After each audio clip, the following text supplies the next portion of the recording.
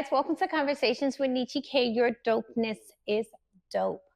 And I come on here today to say, get your power back.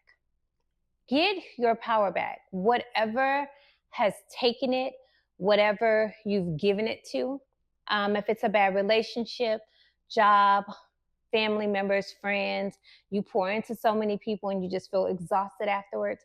Get your power back. Take the time that you need to recuperate, to get back that spark that is you, to get that thing that is missing from your life. Get your power back.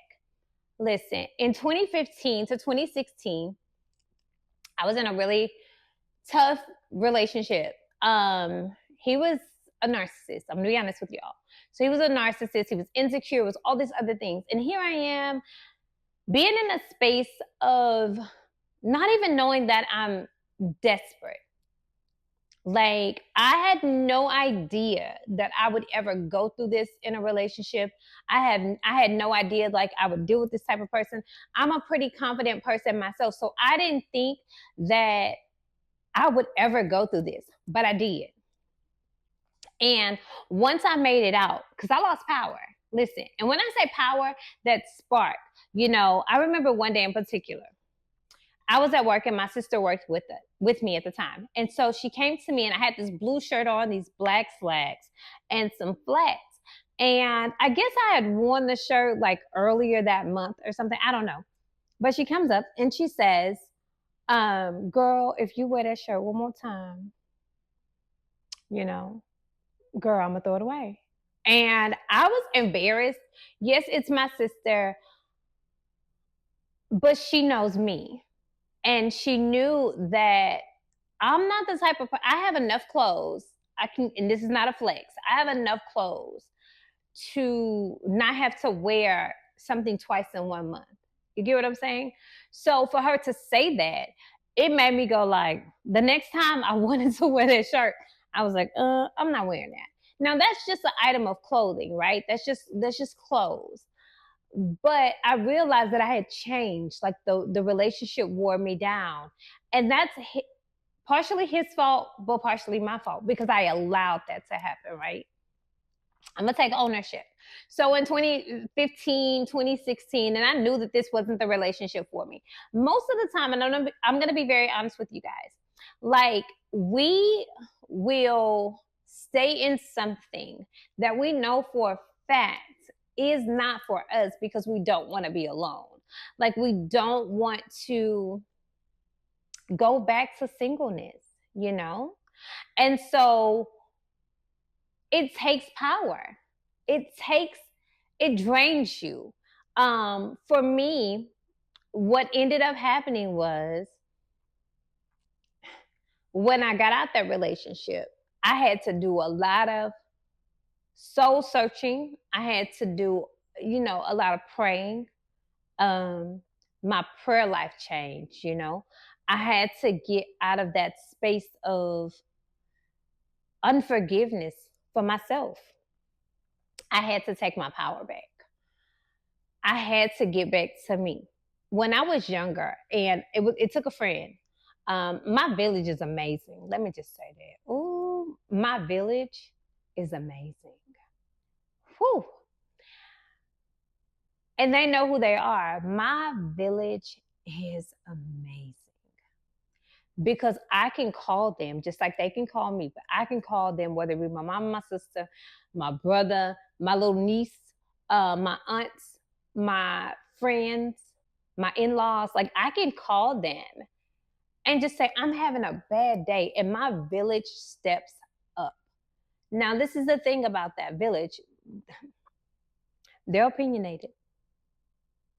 The village is opinionated, but they step up. And when they step up, they show out. And when they show out, I know everything gonna change. So during this time, my mom came over and she prayed for me. And I remember being so weak that I couldn't even get up because my power was gone. I no longer danced in the living room. I no longer um, like sung out loud. Man, it was so much I could say about that time in my life. that I'm so grateful for God and my mom and the people that were surrounding me, because they were praying when I couldn't pray.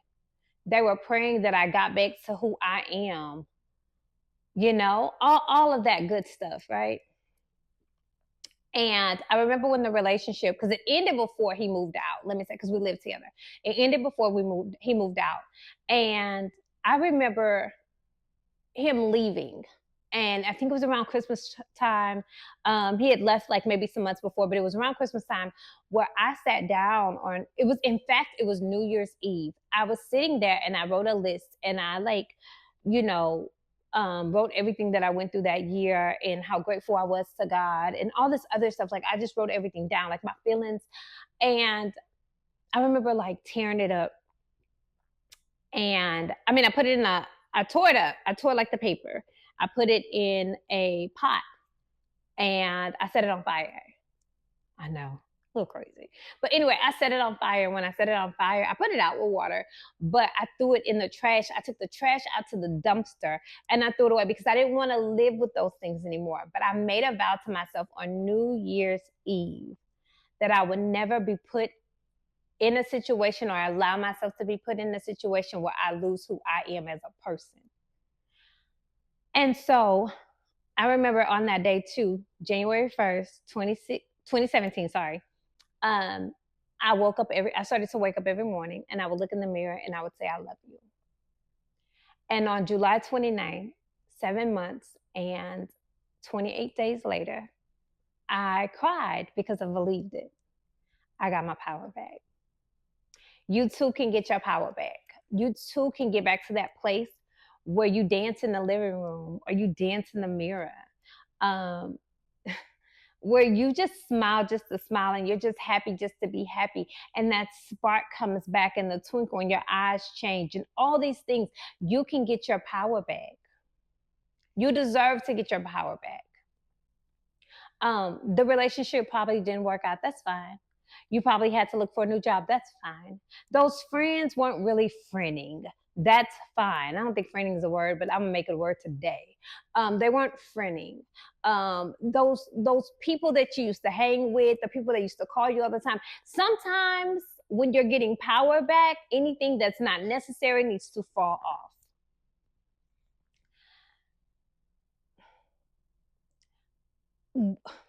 I heard somebody say this one day. I was talking to somebody and they said, because I'm always talking to somebody. But anyway, I was talking to somebody and they said, I'm not a girl's girl. I don't really like girls like that, because every time I'm cool with girls, they do something. Oh, okay. Well, I'm a girl's girl. I don't allow what someone else has done to affect how I am with other people because I'm not holding those people for what these people did. So that's a part of power. You stop living the way. It's okay to be vulnerable. It's okay to say, I want friends.